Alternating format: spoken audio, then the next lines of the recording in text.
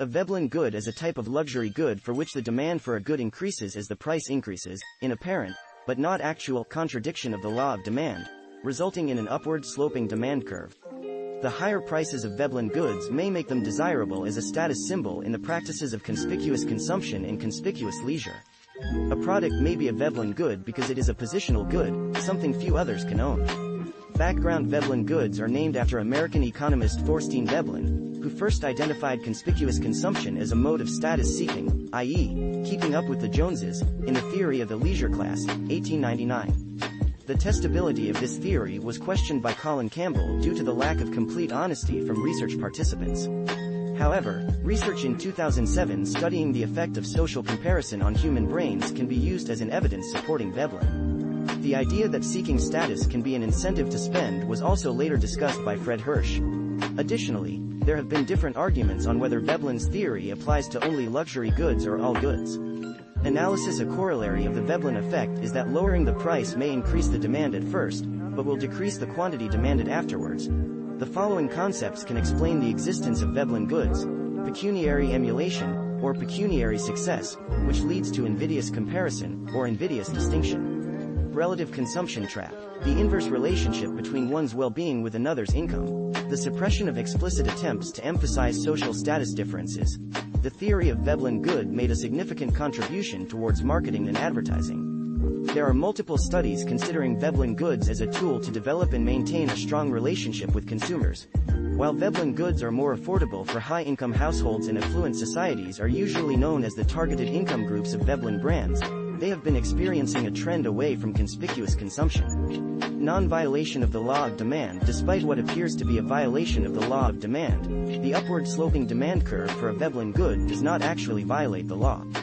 This is because the good's social value depends on the price. In other words, the good itself changes as the price changes.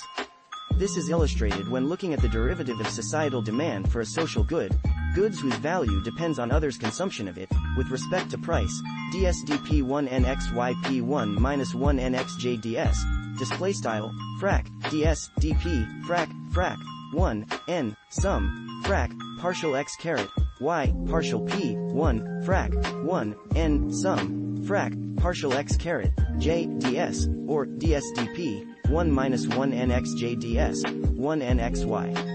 P, display style, left, frac, dsdp, right, left, 1, frac, 1, n, sum, frac, partial x caret, j, ds, right, frac, 1, n, sum, frac, partial x caret, y, partial p. In other words, the rise in price increases the societal demand for the good.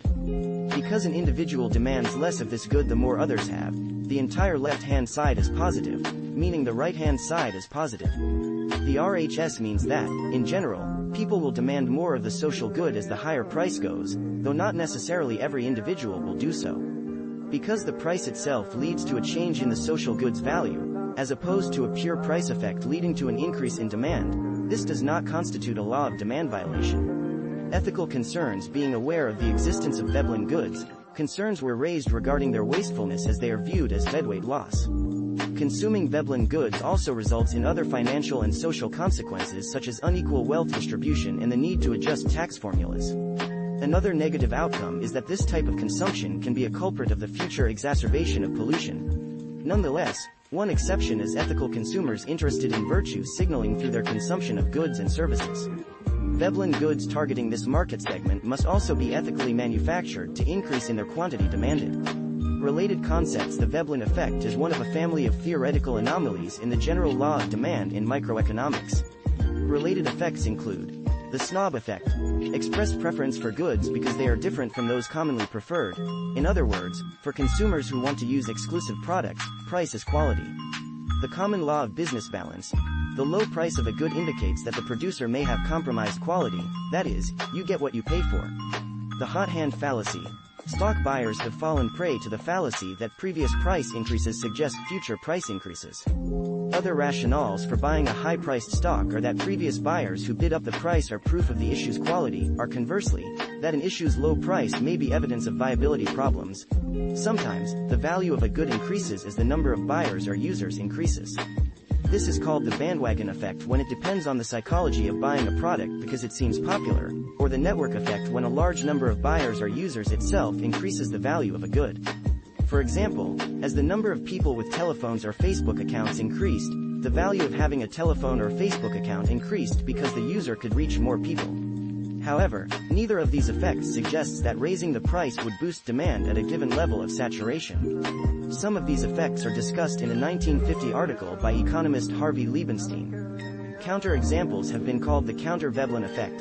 The effect on demand depends on the range of other goods available, their prices, and whether they serve as substitutes for the goods in question. The effects are anomalies within demand theory, because the theory normally assumes that preferences are independent of price or the number of units being sold.